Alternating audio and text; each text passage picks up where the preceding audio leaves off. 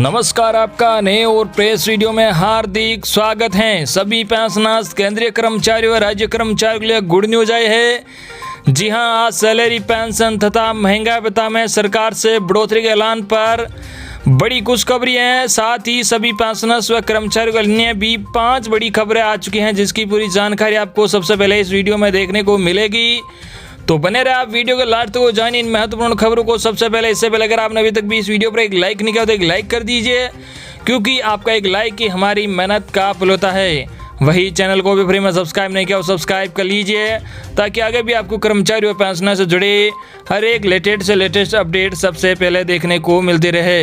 तो चलिए बढ़ते हैं खबरों में आगे। आज की पहली बड़ी खबर आपको बता दें कि गृह मंत्रालय ने अपने कर्मचारियों में 50% कर्मचारियों को उपस्थिति का दिया आदेश।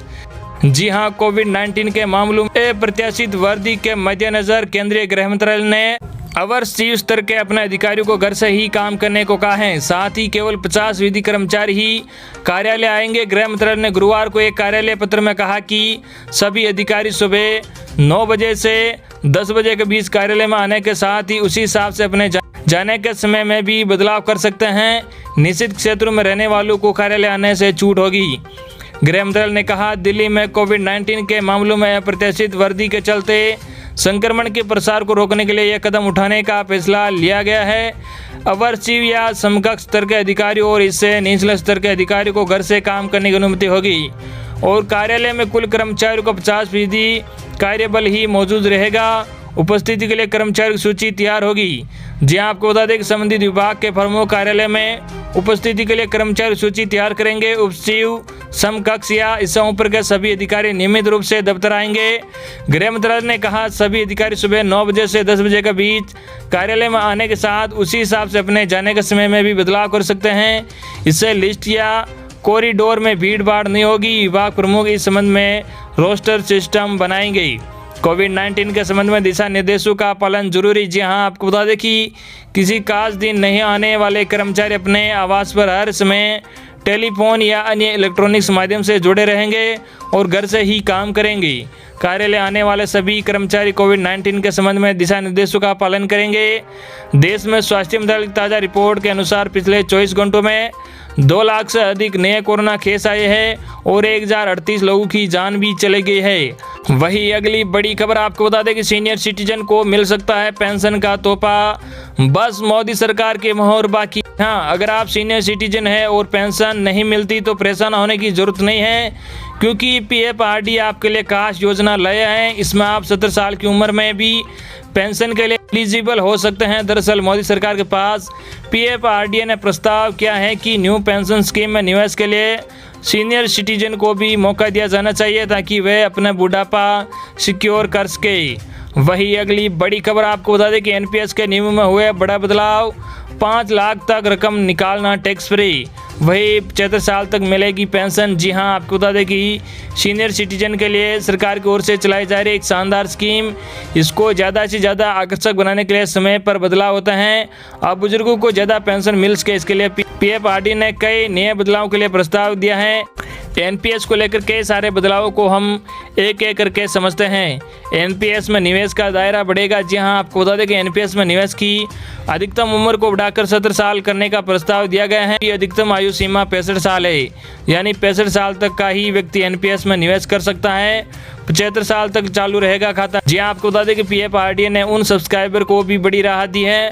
प्रस्ताव दिया है कि जो 60 साल की उम्र के बाद NPS में शामिल होते हैं, वो अब NPS खाता 75 साल की उम्र तक चालू रख सकते हैं। बाकी दूसरे सब्सक्राइबर के लिए मैच्योरिटी की सीमा 70 साल है। 60 पार लोगों की NPS में दिलचस्पी बढ़ी। जी हाँ, आपको बता दें कि PFRD का कहना है कि जब हमने NPS में एंट्री के लिए उम्र की सीमा 60 वर्ष से बढ़ाकर 65 साल की, 3.5 सालों के दौरान 15,000 सब्सक्राइबर ने NPS में अकाउंट खोला, जिनकी उम्र 60 साल से ऊपर थी। PFRD के चेयरमैन सुप्रीतम बंदोपाध्याय ने कहा कि इसलिए हमने अधिकतम उम्र की सीमा को और बढ़ाने के बारे में विचार किया है। बिना एन्युटी निकाल सकेंगे 5 लाख। जी हाँ, इसके अलावा PFRD ने यह भी प्रस्ताव दिया है कि ऐसे पेंशन फंड जो 5 लाख रुपए से कम है, उनमें से पूरा पैसा निकाला जा सके। अभी तक 2 लाख से कम पेंशन फंड वाले ही पैसा निकाल सकते हैं। यह निकासी टैक्स फ्री होगी। पीएफआरडीए ने चालू वित्त वर्ष में एनपीएस में 10 लाख नए सब्सक्राइबर जोड़ने का लक्ष्य रखा है। पिछले साल एनपीएस में 6 लाख नए सब्सक्राइबर जुड़े थे। एनपीएस और अटल पेंशन योजना में संयुक्त रूप से 1 करोड़ नए सब्सक्राइबर जुड़ने की उम्मीद है। वही अगली बड़ी खबर आपको बता दें कि एलआईसी के कर्मचारियों की सैलरी में 16% की बढ़ोतरी। जी हां, अब सप्ताह में केवल 5 दिन काम 1 लाख से ज्यादा कर्मचारियों को मिलेगा इसका लाभ।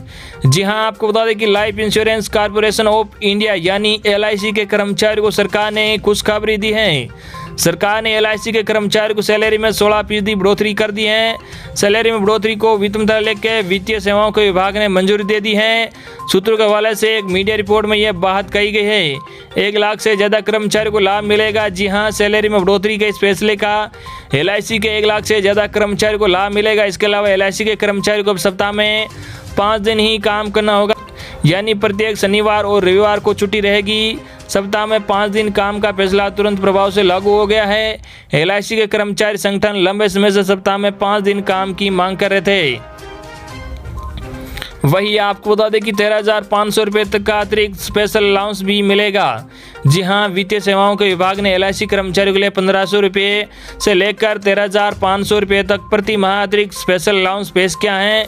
ये अलाउंस सभी कैडर के कर्मचारियों को मिलेगा। इस अलाउंस को डीएनएस अलाउंस के कैलकुलेशन के लिए पेश किया गया है, लेकिन इसको city compensation allowance, CCA, gratuity, house rent allowance, HRA, paid leave encashment और सुपर एनुएशन बेनिफिट के तौर पर नहीं माना जाएगा।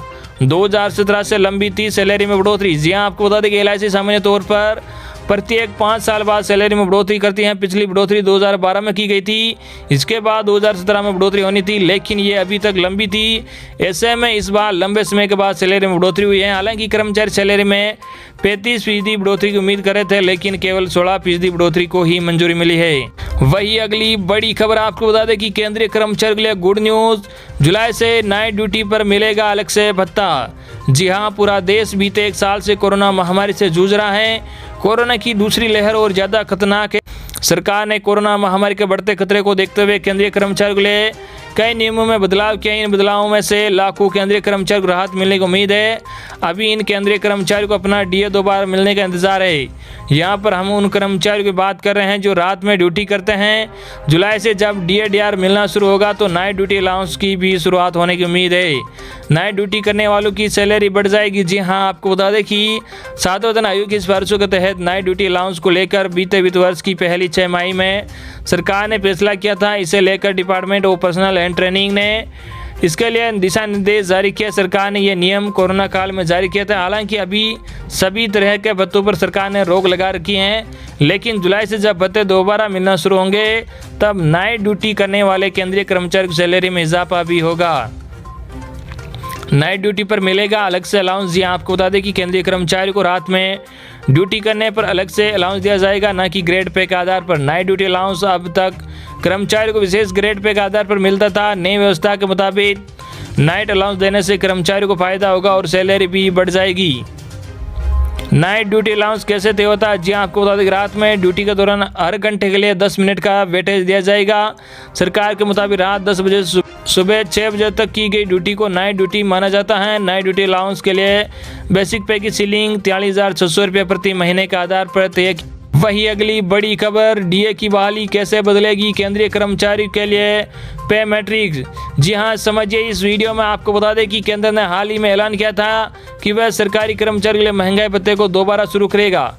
मोदी सरकार ने इस व्यवस्था को 1 जुलाई 2021 से शुरू करने की बात कही। हालांकि कर्मचारी फिलहाल ये नहीं समझ पा रहे हैं कि इसके जुड़ने से 7वें वेतन आयोग के तहत लगने वाले उनके वेतन में क्या बदलाव होगा। बता दें कि केंद्र सरकार ने पिछले साल जनवरी में डीएनएस अलाउंस महंगाई भत्ता बंद कर दिया था। इसे दोबारा शुरू करने से केंद्र सरकार के कर्मचारी का डीए पिछली बार के 17% से बढ़कर 28% तक पहुंच सकता है। दरअसल व्यवस्था बहाल होने के बाद महंगाई भत्ते की सभी 3 किस्तों टीजीएस के वेतन में जोड़ा जाएगा, यानी 1 जनवरी 2020 को लागू होने वाले 3% डीए हाइक शामिल है। इसके अलावा जुलाई 2020 में लगने वाले 4% हाइक और 1 जनवरी 2021 को फिर लगने वाली 4% हाइक भी डीए में जुड़ जाएगी, यानी पिछले डीए के मुकाबले कुल 11% की बढ़ा।